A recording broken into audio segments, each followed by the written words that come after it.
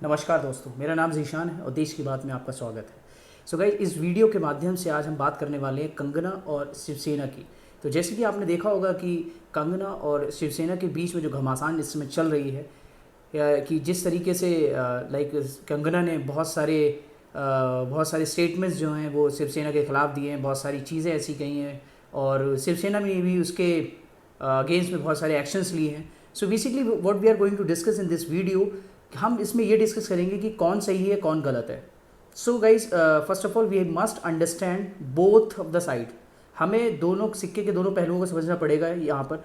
सो सबसे पहले हम बात करने जा रहे हैं कंगना के बारे में। तो कंगना के बारे में आपको पता है कि एक चीज़ की she has been very vocal towards towards Maharashtra सरकार। बहुत सारे दिनों से आपने देखा भी होगा, और जिस तरीके से कंगना का रवैया मैं बोलूँगा, कंगना का जो नेचर है वो बहुत ही ज़्यादा एक तरीके से एग्रेसिव है। आपने भी देखा होगा बहुत सारी बार उन्होंने बहुत सारे सेलिब्रिटीज़ के ऊपर आवाज़ उठाई है, बहुत सारे मुद्दों पर उन्होंने आवाज़ उठाई है।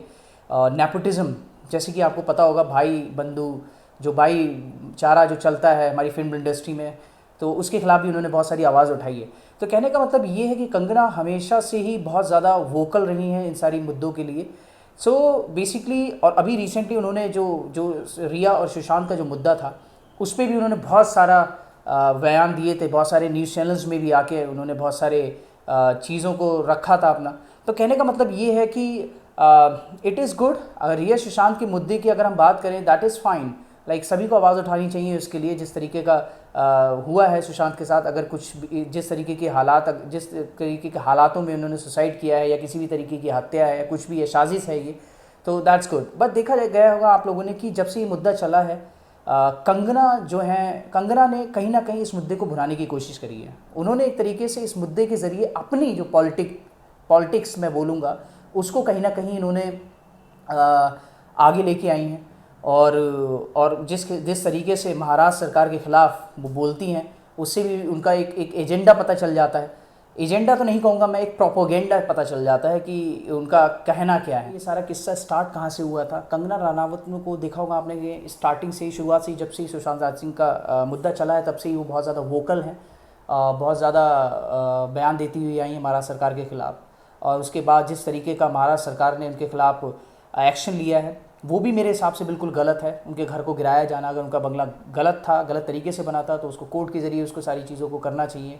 उनको नोटिस दिया गया है, लेकिन इतनी जल्दी क्या थी कि उनके बंगले को गिरा दिया गया जिस दिन वो आने वाली थी मनाली से। तो कहने का मतलब ये है कि कंगना की, जहाँ तक मुझे लगता है कि सुशांत सिंह राजपूत की डेथ को उन्होंने एक अपनी पॉलिटिकल जर्नी के लिए, पॉलिटिकल लेडर जिसको बोलते हैं सीढ़ी के तौर पे उन्होंने चूज़ किया है और उसका फ़ायदा उठाया है। और देख भी रहे होंगे आप लोगों को, लगा भी होगा जिस तरीके के उन्होंने ट्वीट्स किए थे, उसमें कुछ शब्द ऐसे थे जो, जहाँ तक आपको पता होगा, उससे पता चलता है कि उनकी राजनीतिक इच्छा शक्ति और राजनीतिक आकांक्षा क्या है। जैसे कि आपने देखा होगा उनके ट्वीट्स में, ज़्यादा जब उन्होंने ट्वीट्स किए थे तो उन्होंने लिखा था उसमें कि बाबर आया और मेरा घर तोड़ के चला गया, और ये जब ये मंदिर गिरा है, इस मंदिर को मैं दोबारा बनाऊंगी। तो उन्होंने कुछ ऐसे शब्दों का इस्तेमाल किया था इसमें, पाकिस्तान ऑक्यूपाइड कश्मीर, जैसे कि आपने, उन्होंने बोला भी था कि क्या कहते हैं, मुंबई में मुझे ऐसा डर लगता है, मुंबई में मुझे डर लगता है और मुझे धमकियां दी जा रही हैं, मुंबई पाकिस्तान ऑक्यूपाइड कश्मीर की तरीके से लगने लगा है। तो मेरे हिसाब से जिस तरीके के बयान कंगना रनावत ने दिए हैं, अगर कोई सो कॉल्ड मुस्लिम सेलिब्रिटी इस तरीके के अगर बयान दे देता, तो मुझे लगता है कि, और दिए नहीं हैं, लेकिन अगर कोई दे देता तो उसको तो डायरेक्ट यही बोला जाता कि आप पाकिस्तान चले जाइए। और ऐसा देखा होगा आप लोगों ने कि आमिर खान के साथ भी हुआ था। उन्होंने कुछ बयान ऐसे दिए थे तो उनको डायरेक्ट उनको बोल दिया गया था कि आप पाकिस्तान चले जाइए। तो कहने का मतलब ये है यहाँ पर कि यहाँ इस सारे मसले में मुझे लगता है कि कंगना रनावत की सोची समझी रणनीति लग रही है एक पॉलिटिक्स में एंट्री पाने की, जहाँ तक मेरा मानना है। मुझे तो यही लग रहा है कि वो एक राजनीतिक अपना एक रास्ता ढूंढना चाहती हैं। बट दूसरे अगर पक्ष की हम बात करें यहाँ पर शिवसेना, तो शिवसेना की अगर हम बात करते हैं तो शिवसेना ने जो स्टेप लिया है अगेंस्ट बीएमसी के, उन्होंने बंगले को तोड़ा, वो भी एक बहुत गलत है। किसी के घर को इस तरीके से नहीं तोड़ना चाहिए। तो कहने का मतलब ये है। बट अगर हम बात करें कंगना की, तो कंगना भी कहते हैं ना कि एक तरीके से, जैसे कि अभी ड्रग्स की जो बात चली थी, ड्रग्स में जैसे कि रिया चक्रवर्ती ऑब्वियसली जेल के अंदर है, सज़ा काट रही हैं इस समय। अभी क्या कहते हैं, सज़ा तो नहीं बोलूँगा मैं, उनको कस्टडी में लिया गया है। तो कहने का मतलब ये है, कंगना रनावत के ख़िलाफ़ भी ड्रग्स के बीच में अभी रिसेंटली अब देखा होगा शायद, उनके 2 या 3 साल पहले जब उनका अफेयर अध्ययन सुमन से था, तो उन्होंने एक इंटरव्यू में बताया भी था कि कंगना रनावत ड्रग्स लेती हैं और उनको भी उन्होंने मजबूर किया था ड्रग्स लेने के लिए। तो कहने का मतलब ये है कि ये जो मुद्दा है यहाँ पर, कहीं पे भी हमको सुशांत सिंह राजपूत को इंसाफ दिलाने की कहते हैं ना कि एक थॉट प्रोसेस नज़र नहीं आता है। सब लोग जितने भी हैं वो अपना अपना एजेंडा बना रहे हैं और अलग अलग तरीके के प्रोपोगेंडाज यूज़ कर रहे हैं। तो गाइज़ यही कहना चाह रहा था मैं आप लोगों को कि जो पॉलिटिक्स इस समय चल रही है और जिस तरीके की न्यूज़ मीडिया में दिखाई जा रही है, और देखा होगा आप लोगों ने, जो मुद्दे हैं नहीं उनके ऊपर लाइक रोज़ डिबेट्स होती हैं।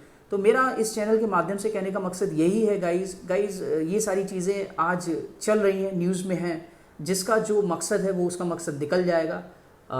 कंगना रनावत का पॉलिटिकल करियर स्टार्ट हो जाएगा। शिवसेना का भी कहीं ना कहीं अपना पॉलिटिकल मकसद इसमें दिख रहा है, क्योंकि ऑब्वियसली उनकी सरकार है तो उनको डिफेंड कहीं ना कहीं करना ही पड़ेगा। लेकिन बट इसमें पिस कौन रहा है? इसमें पिस रहा है हम जैसा आम आदमी, क्योंकि हम जैसे आम आदमी का कोई बात ही नहीं कर रहा है। और कोई भी, nobody is talking about GDP these days. आप there are so many so called news channels are there, बहुत सारी न्यूज़ चैनल्स हैं जिसकी आप डिबेट्स देखोगे, उन डिबेट्स में आपको मुझे लगता है 2-2.5 महीने से कोरोना तो गायब ही हो चुका है, जीडीपी कहीं नज़र नहीं आती है। इनको बस 1 या 2 ही मुद्दे जो चुने हुए हैं वही नज़र आते हैं। So guys, this is all, it's enough, it's high time. मेरे हिसाब से बहुत टाइम हो चुका है। अब हम लोगों को ही कुछ ना कुछ करना पड़ेगा जिससे कि हमारे जो रियल इश्यूज़ हैं उनको ये लेके आएँ, नहीं तो फिर ऐसे ही चलता रहेगा और हम लोग कहीं ना कहीं पीछे छूट जाएंगे। और देश आपको पता ही है किस सिचुएशन से गुजर रहा है इस समय। सो गाइज, आज के लिए इतना ही है इस वीडियो में। Thank you so much for watching मी। अगर आपको मेरा वीडियो अच्छा लगा है तो लाइक करिए, सब्सक्राइब करिए और हो सके तो शेयर करिए। और भी इसी तरीके के मैं वीडियोज़ हैं आपके लिए लाता रहूँगा, जिससे कि हम देश की बात करें, ना कि जो प्रोपोगेंडा न्यूज़ है और टीआरपी की रेस है उसकी बात करने वाले हैं। हम यहाँ पर देश की बात करेंगे। So guys, thank you so much. नमस्कार।